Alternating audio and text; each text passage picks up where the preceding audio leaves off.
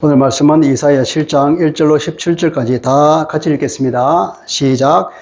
우시아의 손자여 요담의 아들인 유다의 아하스 왕 때에 아람의 르신 왕과 르말리아의 아들 이스라엘의 베가 왕이 올라와서 예루살렘을 쳤으나 능히 이기지 못하니라. 어떤 사람이 다윗의 집에 알려 이르되 아람이 에브라임과 동맹하였다 하였으므로 왕의 마음과 그의 백성의 마음이 숲이 바람에 흔들림같이 흔들렸더라.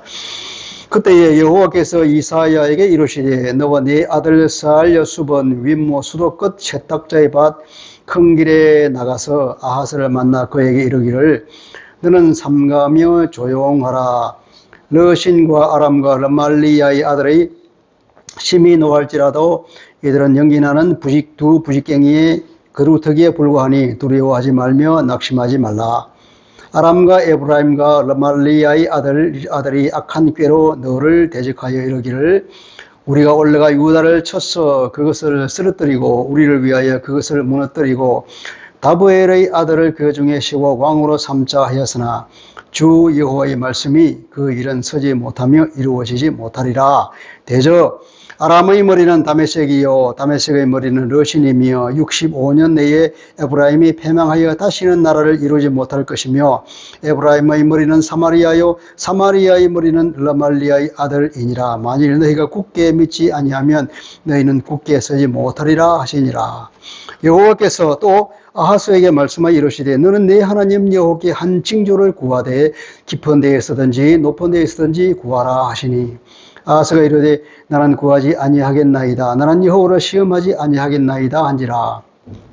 이사야가 이르되 다윗의 집이여 원하건대 들을지어다. 너희가 사람을 괴롭게 하고서 그것을 작은 일로 이겨 또 나의 하나님을 괴롭히려 하느냐.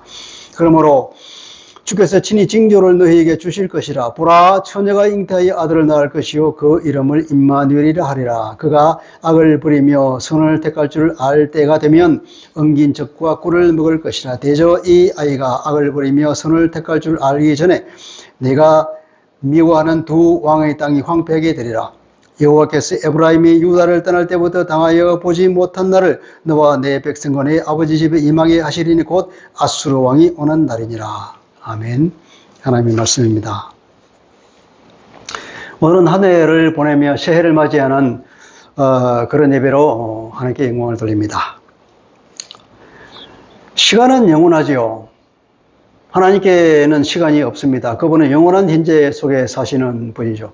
다만 인간만이 시간의 지배하에 제한된 삶을 살고 있습니다. 이런 인간에게 하나님은 우리에게 시간을 선물하여 주셨습니다. 그것이 어디에 나올까요? 우리 창세기에 보면 나와요. 창세기 1장 14절에 보면 하나님께서 하늘의 광명체를 창조하여 붙였다 그랬습니다. 그래서 그 광명체로 하여금 뭘 한다고요? 낮과 밤, 징조, 계절, 날과 해를 이루게 하리라 그랬습니다. 그러니까 이 광명체를 통하여서 사람들이 시간을 계산해 낼 수 있도록, 시간을 인식할 수 있도록 우리에게 은혜를 주셨죠. 하나님이 주신 그 지혜로 인간은 이 하늘에 있는 그 광명체를 통하여서 시간을 발명해내고 시간에 따라서 우리 삶을 영위해 나가는 그 지혜를 발휘했습니다. 그런데 이 시간을 주신 하나님께서는 또 이 시간을 통하여서 항상 은혜를 주시는 것을 우리가 알게 됩니다. 창세기 8장 13절에 보면은 홍수가 끝나고 노아 가족들이 이제 물이 빠졌는지 안 빠졌는지 창으로 내다봤습니다. 근데 창으로 하루는 내려보니까 이제 배가 못에 앉고 창으로 내다보니까 그때 물이 싹 다 빠졌어. 물이 다 빠진 그날이 언제냐면 바로 노아가 601년 되던 해 1월 1일에 그랬습니다. 새로운 해가 시작되는 그 해에 홍수 심판이 끝나고 이제 무시 드러나게 하는 은혜를 베푸셨다 이 말이에요. 그뿐입니까? 우리가 출애굽기 12장 2절을 보면은 출애굽하던 그 달을 하나님께서는 그 해를, 그 달을 새로 하라 그랬습니다. 달을 바꾸어서 두 달을 건너뛰어서 두 달을 미루는지 어쨌든 떠나는 그 달을 새해의 첫 달이라고 그랬습니다. 그래서 그 첫 달에 14일간 준비를 해서 양을 잡았습니다. 그리고 다음날 출발합니다. 그들에게는 1월 1일 하나님의 큰 구원의 은혜를 시작하는 걸 보게 되죠. 이렇듯이 하나님은 우리에게 시간을 주실 뿐 아니라 그 시간을 통해서 우리에게 새해가 되면 은혜를 베푸시는 분임을 우리가 알 수 있습니다. 그래서 우리가 새해를 맞이하면 항상 하나님의 은혜를 간구하면서 새롭게 우리의 믿음을 다지는 그런 시간으로 보내야 될 것입니다.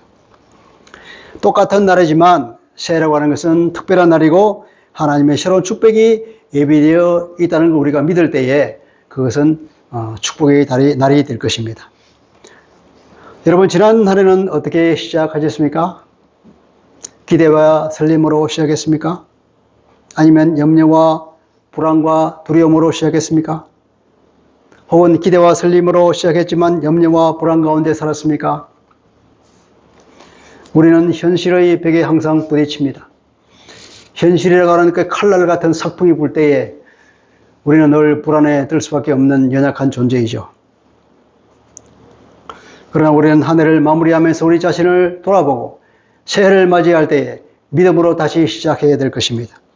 나는 무엇을 의지하며 살았으며 또 새해는 무엇을 의지하며 어떻게 시작할 것인가를 우리 마음에 결심이 있으면 좋겠습니다. 오늘은 우리가 이사야 7장을 읽었습니다. 이 이야기의 역사적 배경은 언제냐면 주전 약 735년대에 734년입니다. 이때에 역사적으로 보면 시리아와 에브라임이 연합하여서 유다를 공격한 그 전쟁이 있는데 이것을 시리아 에브라임 전쟁이라고 합니다. 시리아는 우리 성경에서는 아람이라고 표현하고 있죠. 아람. 아까 그랬잖아요. 아람과 에브라임이 연합하여서 전쟁을 해왔다고. 유다에게는 이렇게 현실의 칼바람이 불어왔습니다.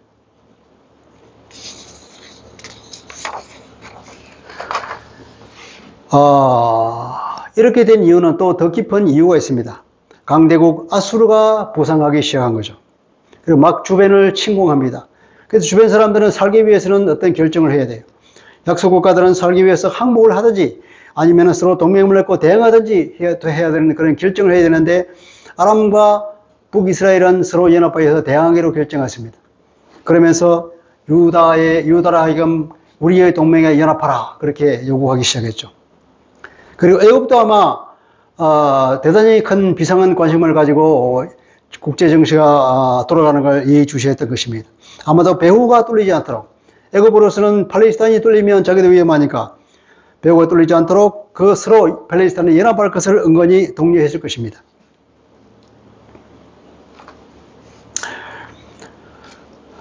이렇게 해서 유다가 이제 거기에 독립을 그 연합에 가담할 것인지 말 것인지 결정해야 되는데 아하스 왕의 입장에서 볼 때는 아수르가 강대국인데 괜히 북이스라엘과 아람에 붙어봤자 손해가 날 것 같은 생각이 들어서 오히려 이 아수르에 붙을 생각을 했던 거였어요.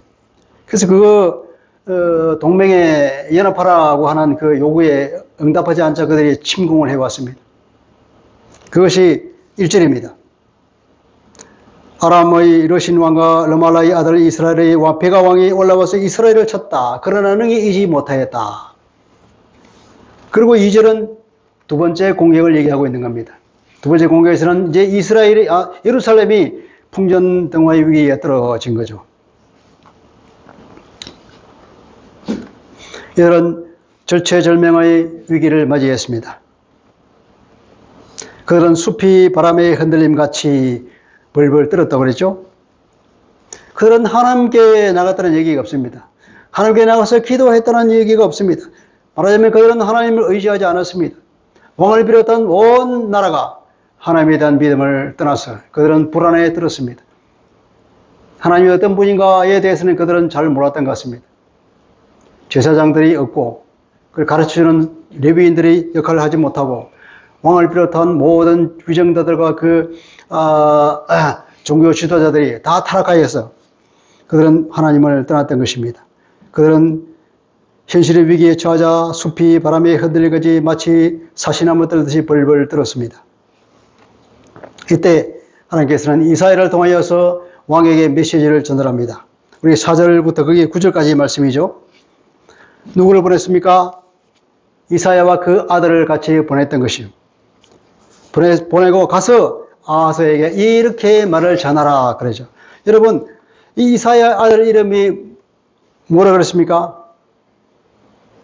성경에 나와 있잖아요. 스알 야숲이라고. 샤르, 사라는 남한 자, 그루텍이죠. 야슈브라고 하는 것은, 우리가 성경에 회개하다고 쓸 때, 돌이키다고 할 때 쓰는 단어가 슈브입니다. 슈브. 이게 돌아올 것이다 할 때 미완료형을 쓰면 야슈브가 되는 거죠.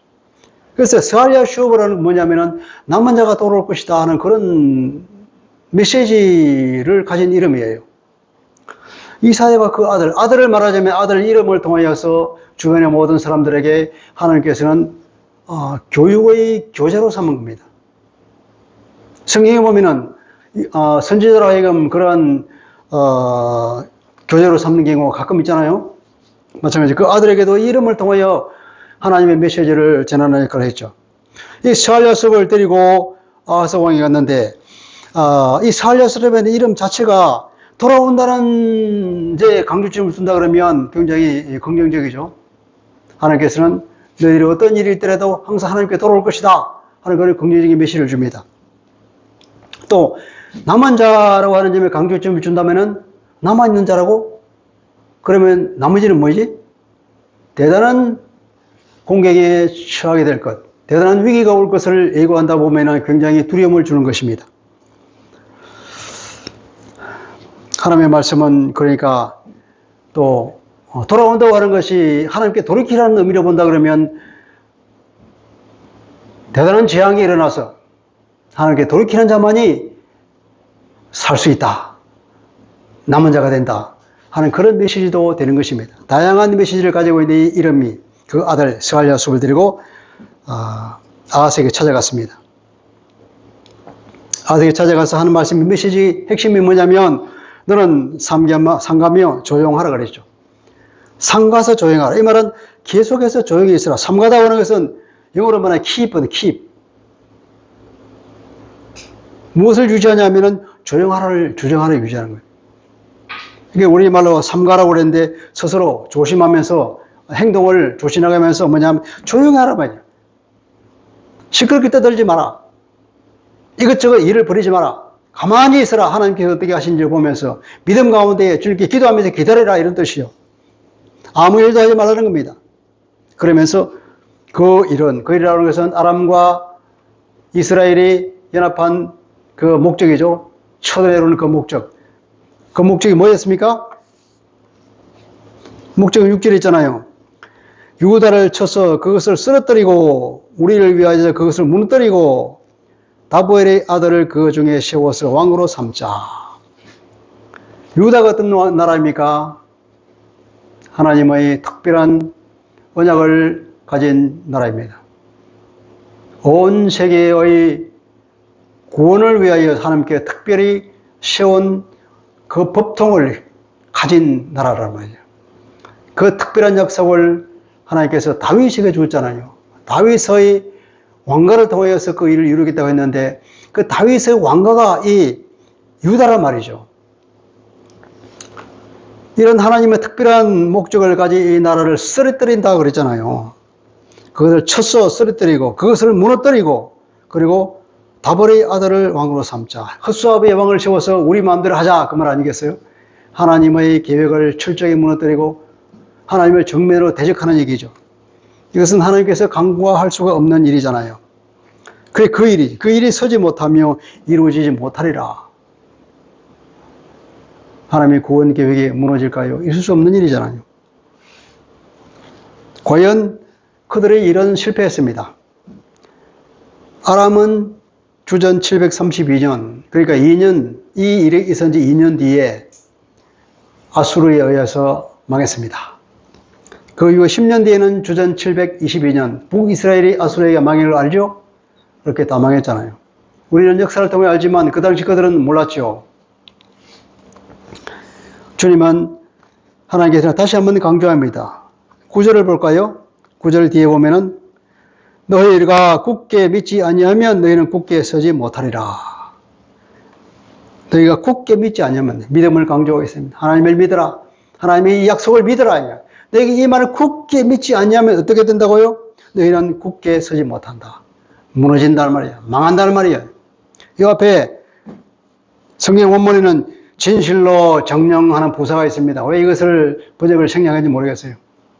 너희가 굳게 믿지 아니하면 진실로 반드시 너희들은 굳게 서지 못한다. 쓰러뜨리고 저리고 무너지고 망할 것이라는 얘기죠. 이것이 하나님의 메시지입니다. 그러나 아하스는 불신앙에 가득 차 있는 걸 우리가 보게 됩니다.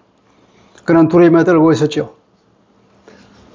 상황이 어려워서 문제가 있는 것이 아니라 항상 마음이 하나님에게서 떠난 것이 더 큰 문제란 말이죠. 두려움은 곧 불신앙을 말하고 있죠. 아하스는 하나님을 선택한 것이 아니라 세상 지혜를 의지한 것이죠. 아하스가 지금 어디에 있죠?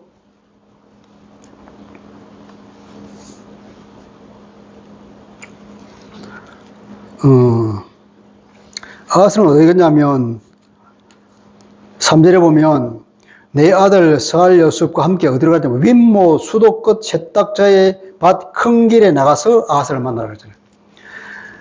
아하스는 예루살렘을 방어하기 위해서, 그에게는 예루살렘의 가장 취약점이 뭐냐면은 물이에요, 물. 샘이 성 바깥에 있었거든. 그 샘이 물 공급이 차단되면 그들은 오래 못 버틴단 말이죠. 그래서 제일 먼저 어디로 달려갔냐면 이 윗모 수도라고 해요, 윗모 수도. 그러니까 물을 뺏기지 않도록, 물을 잘 보호해야 자기가 장기전을 펼칠 수 있으니까 그것부터 한 거죠. 그런 전략적 판단하에 거기에 뛰어갔습니다. 그리고 또 뭐냐면 아수르와 동맹하잖아요. 그런 행위를 통한 구원을 추구했습니다. 하나님은 믿음을 통한 구원을 추구하라고 말하고 있잖아요. 나를 믿으라. 믿음에 굳게 서지 못하면 너는 무너진다. 믿음에 굳게 서기만 하면 아무 일도 하지 말고 내 말만 믿으면 된다.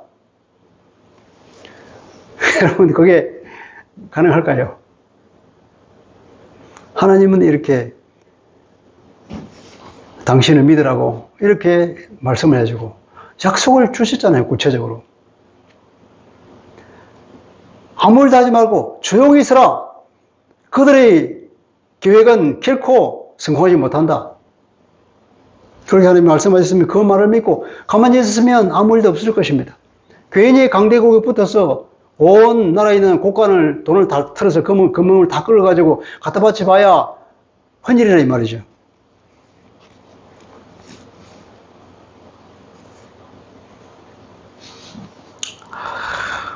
하나님은 어떤 분이냐면은 주권자이신 여호와 하나님을, 여호와 아도나이 여호와라는 분이 말씀하셨다 이렇게 말해요. 여호와라는 말씀을 하지 않고 앞에다가 아도나이라는 말을 붙여요. 아도나이는 주인을 말하잖아요. 주권자를 말합니다. 하나님의 주권자입니다. 온 세상을 창조하시고 온 세상을 홀로 다스리시는 주권자이시란 말이에요. 하나님의 주권자이심을 강조하는 얘기를 보게 됩니다. 그들로 하여금 하나님이 어떤 분인가를 제대로 알고 하나님께 붙어 있으라고 하는 하나님의 말씀이죠. 그러니까 하나님이 어떤 분인 걸 알아야 되는 거예요.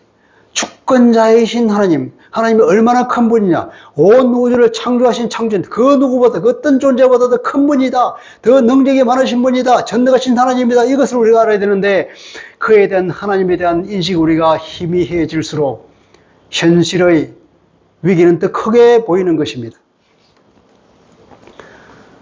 우리가 믿음을 가지기 위해서는 하나님이 크게 보여야 믿음에 설 수 있는 거예요. 상황이 크게 보이면 우리의 믿음이 사라집니다. 항상 우리가 주님의 어떤 문제를 늘 상상하고 생각하면서 그분을 바라봐야 하면 그분이 얼마나 크시고 그분이 성경을 통해서 어떠한 일을 하셨는지를 계속 우리가 그것을 읽고 보고 그걸 우리가 마음속에 가득 차 있어야 하나님과 위대하심을 바라보고 상황이 어떻든지 간에 그것을 뛰어넘을 수 있는 믿음을 가지는데 그것에 대한 인식이 희미해지면 희미해질수록 현실의 벽은 너무나 다 커 보인다 이 말이죠. 아하스에게는 현실이 너무나 막중하게 커 보였습니다. 하나님의 아주 작아 보였습니다. 하나님께서는 아하스에게 믿음의 확신을 주고자 새로운 제의를 합니다. 징조를 구하라 그러잖아요. 징조를 구하라. 징조를 구해서 그 징조가 임하는 것을 보고 하나님께서 진짜로 우리에게 그런 약속을 주셨네 하는 그 확신을 가지라고, 당연히 믿음을 가지를 뿐만 아니라 어떻게든지 이 아하스로 믿음을 가지게 만들려고 그렇게 하나님께 애를 쓰고 계신단 말이죠. 우리가 사사기에 보면 기드온을 하나님께서 부르신 장면을 보죠. 기드온이 겁이 많아가지고 벌벌 떨면서 구석에 처박혀서 밀을 타작하고 있는데 부르잖아요. 그런데 기드온이 못 믿으니까 내게 징조를 주십시오. 징조 2번이나 요구했죠. 이때 기드온의 징조는 믿음의 확신을 위해서 징조를 구했던 거죠. 마찬가지로 하나님께서는 기드온이 있지 않냐? 그렇지 않고 네가 아하스 너도 나한테 징조를 구해라. 그러면 네가 마음에 확신을 생길 것이다. 그러면서 말씀합니다. 11절에 뭐라 그럽니까? 너는 내 하나님 여호와께 한 징조를 구하라. 깊은 데에서든지 높은 데에서든지 구하라. 이게 무슨 말일까요? 깊은 데에서든지 높은 데에서든지, 아무리 깊은 곳이라도 아무리 높은 곳이라도 그 어떤 곳이든지 너희가 구하는 것이기만 하면 내가 그 징조를 보여주겠다. 이 말을 신학자 모티에라는 사람은 저 땅 끝이든지 하늘 끝이든지 하늘과 땅을 움직여서라도 내가 내게 징조를 보여주겠다. 그렇게 강력하게 말씀하시는 거라고 해석하고 있습니다.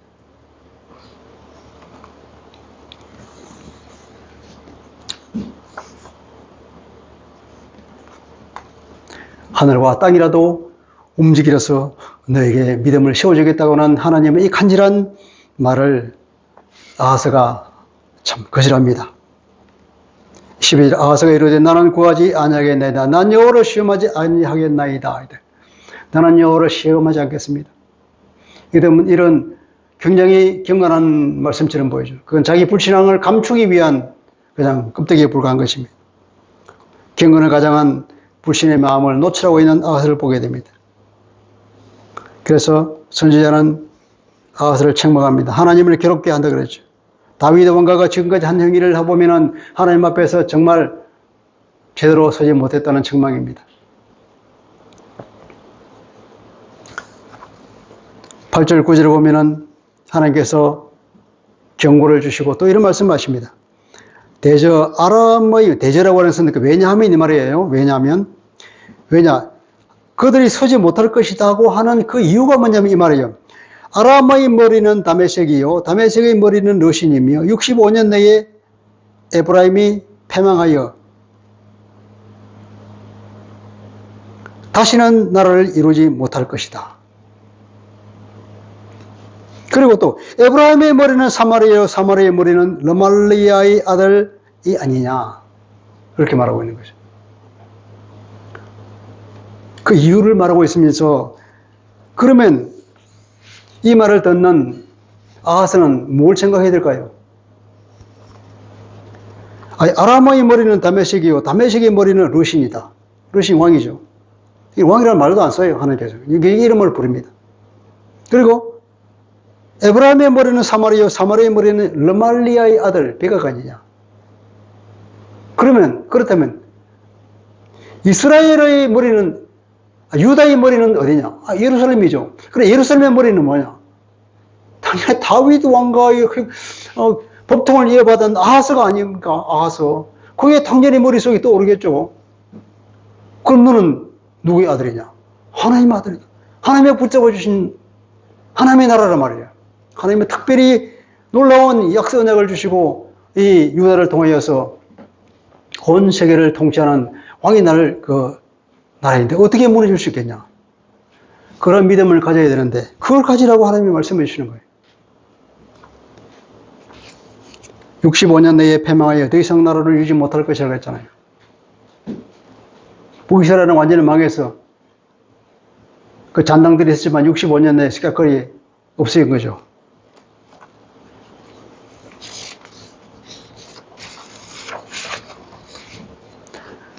다윗의 아들이라는 것을 강력히 리마인드 시키는 말을 했기만 아하스는 거절했습니다. 유다도 믿음의 길을 버리면 망할 것이라는 것. 이 말은 위로라기보다는 경고의 말씀이죠. 아하스가 그 경고의 말씀도 무시했습니다. 여러분은 누구의 자녀입니까? 여러분은 그리스도이죠. 그리스도는 어떤 약속을 받았습니까?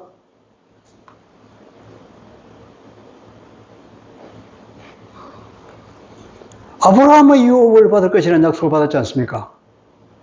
예수 그리스도 안에 있는 사람들은 아브라함의 자손이란 말이죠. 아브라함이 받을 그 유업, 아브라함이 받은 그 온 세계를 복음하고 하나님의 새하늘과 새 땅에 들어갈 그 놀라운 약속을 받은 것이 아브라함이 받은 그 약속인데 이것을 유업으로 받을 거라고요. 그리스도 안에 있는 모든 사람들은 그것을 약속을 받은 것입니다. 천국에 입성할 것이고 주님과 함께 온 세상을 다스릴 사람들입니다. 신약시대에 우리는 구약시대의 사람들보다 더 확실한 증거와 격려의 말들이 신약 말씀에 가득 차 있습니다. 우리도 그러니까 믿음에 굳게 서지 못하면 사탄의 공격에 무너질 수 있다는 걸 생각하면서 믿음에 굳게 서시기 바랍니다. 또 새해를 앞두고 우리가 경제 문제, 건강 문제, 사업이나 여러 미래를 생각하면서 마음이 불안할 수가 있습니다.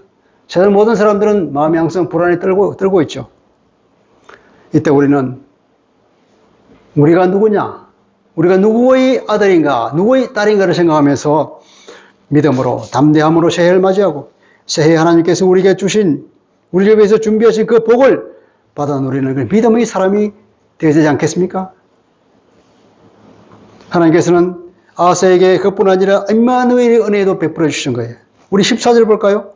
그러므로 주께서 친히 징조를 너에게 주실 것이라. 보라, 처녀가 잉태하여 아들을 낳을 것이요 그 이름을 임마누엘이라 하리라. 임마누엘의 뜻은 하나님이 우리와 함께 하신다는 얘기잖아요.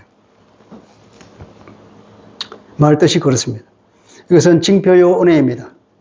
16절에 보니까 이 아이가 뭐라 그랬습니까?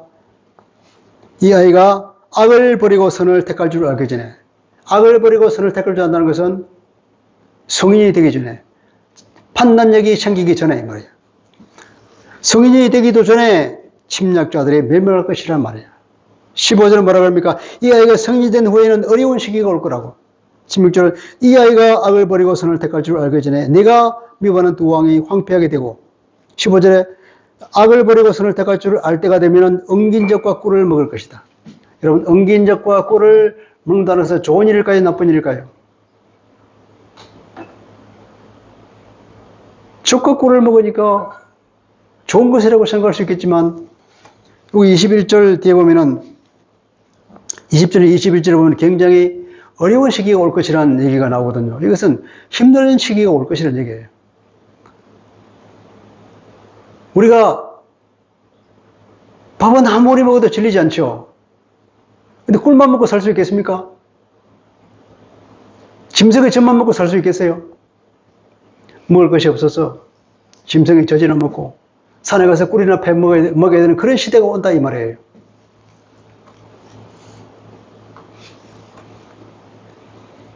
아하스의 불신앙으로 인해서 유다는 엄청난 고통을 겪게 되죠. 그 얘기입니다.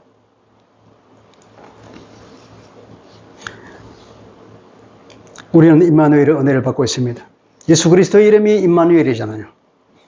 그분 자신이 마태복음 28장 18절 보면은 맨 마지막에 우리에게 주시는 명령과 그 끝에 보면은 내가 항상 너희와 함께 있으리라. 주님이 우리에게 항상 함께 있다는 약속도 주셨단 말이죠. 요한복음 14장 26절에 보면 보혜사를 보내겠다고 또 약속하셨잖아요. 보혜사를 우리 심령에 오게 하셨다. 성령께서 우리와 함께 함으로 인하여서 항상 함께 있는 임마누엘의 은혜를 우리에게 실질적으로 현실화시켜 주셨던 것입니다.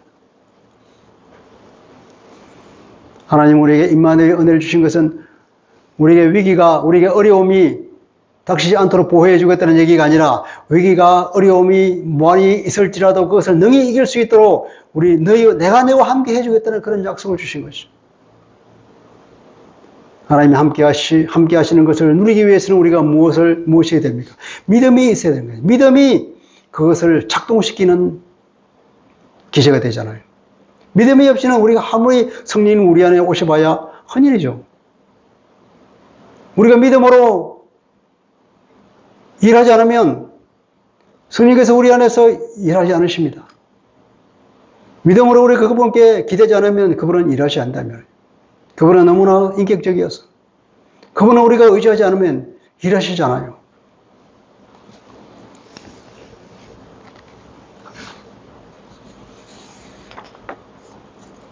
(17절) 얘기는 이 말입니다. 여호와께서 에브라임이 유다를 떠날 때부터 당하여 보지 못한 날을 너와 네 백성과 네 아버지 집에 임하게 하시리니 곧 아수르 왕이 오는 날이니라. 아수르 왕이 침공해 올 것이라는 예고를 합니다. 지금 아수르 왕과 연합하려고 그 강대국에 가서 많은 돈을 주고 빌면서 우리를 도와달라고 그렇게 하고 있는데 17절은 아수르 왕이 오는 날, 아수르 왕이 오면 너희들 다 엄청나게 고난을 받는다. 그런 얘기를 합니다. 믿음 없는 자에게는 하나님께서 믿음의 연단을 주시죠. 유다에게는 엄청난 연단을 주시기로 하나님께 결정한 것입니다. 말씀을 마무리해 보겠습니다. 예수님께서는 마태복음 6장 30절부터 30절까지 우리에게 믿음이 없다고 책망하십니다. 어찌하여 염려하냐나? 왜 염려하냐나? 너희는 이것들보다 참새보다 귀하지 않느냐? 그렇게 말하죠. 참새와 그런 어떤 그 들풀을 들으면서 믿음이 작은 자들아. 그러죠. 염려하지 말아라. 내일 일은 내일이 염려할 것이다. 너희는 먼저 그의 나라와 그의 의를 구하라. 그렇게 주님께서 우리에게 말씀하고 있습니다. 그리스도를 믿는 사람들 먹고 마시는 문제에 걱정하며 살 것입니까? 아니다. 그리스도를 믿는 자들은 그리스도와 함께 살 것이고 그리스도 일에 동참하는 사람들이다. 모든 문제들은 주님께서 알아서 해결해 주신다 하는 것이 주님의 말씀입니다. 믿음이 없으면 하나님의 나라도 하나님의 의에도 아무런 관심이 없게 되죠. 그래서 주님께서 우리에게 믿음을 먼저 요구하는 것입니다. 히브리서에도 히브리서 4장 2절 광야에서 이스라엘 사람들이 죽었던 것을 상기시키면서 그들이나 우리들이나 다 하나님께서 복음을 말씀해 주셨다. 구약에 하나님께서 말씀해 주시고 약속해 주셨고 오늘은 우리가 복음을 들었다. 그러나 그들은 왜 죽었느냐? 하나님이 그 말씀을 믿음으로 결부시키지 않았기 때문에 죽었고 우리는 우리가 받은 이 복음을 통해서 믿음으로 결부시켜서 그들의 전체를 밟지 말자 하면서 그리스도를 떠나려는 이 히브리인들에게 특별히 경고하는 말씀인 히브리서에서 그렇게 말하고 있지 않습니까? 믿음으로 반응하랍니다. 믿음으로 반응합시다. 염려에서 벗어나는 길은 주님을 믿고 눈을 크게 뜨는 것입니다. 멀리 보고 하늘을 바라보는 것입니다. 땅만 보면 믿음이 사라집니다. 하나님의 일관된 부탁은 바로 그것입니다. 아하스에게도 그렇게 말씀하시고 예수님은 그 제자들에게도 말씀하시고 그리스도교를 떠나려고 하는 히브리인들에게는 히브리서를 통해서 하나님께서 그렇게 말씀하시고 오늘 우리들에게도 그렇게 말씀하십니다. 믿음에서 염려에서 믿음으로 돌아오라. 우리는 늘 선택을 강요받고 살고 있습니다. 삶이고 선택이요 선택이고 삶이라는 얘기죠. 항상 우리는 살다 보면 선택의 기로에 서게 됩니다. 믿음의 선택이냐 불신앙의 선택이냐 그 두 가지밖에 없습니다. 주님의 약속을 믿을 것인가? 아니 현실의 상황을 믿을 것인가? 이 말이에요. 많은 그리스도인들이 현실의 위협에 넘어집니다. 믿음으로 반응하지 못하고 있습니다. 하나님은 이 성부 영신의 때에 우리를 믿음으로 초대하고 있습니다. 상황이 아무리 암담해 보이더라도 그래서 우리는 새 은혜를 기다려야 할 것입니다.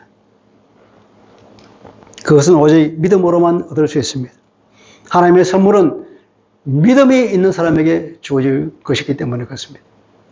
믿음을 통하여서 이 하늘을 마무리하고 또 새로운 믿음을 다져내는 새해와 희망 가운데 활짝 열리기를 주님의 이름으로 축복합니다. 그러신 아버지,